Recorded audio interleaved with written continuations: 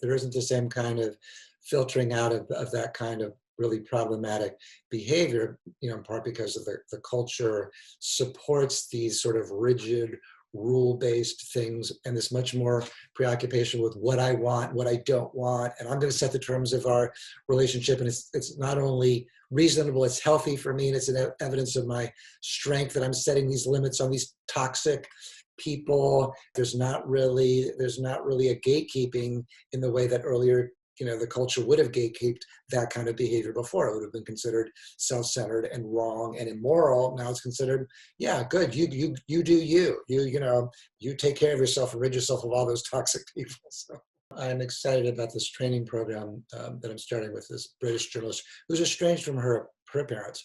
But her parents had cut her. So it's a little bit different.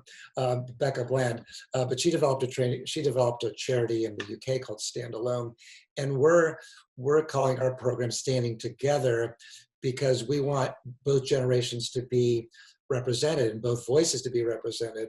But we both have the goal of increasing compassion and awareness and communication. And one of the things that Becca says that she tells estranged adult children is, you have to do due diligence. You can't just sort of send your parents an angry, hostile letter and expect them to just go, okay, I'm going to change. You have to actually approach them with a certain degree of acceptance and compassion and clarity about what you want to be different, and understand that might be hard for them to hear. So there's work that both generations have to do. I'm not idealizing parents.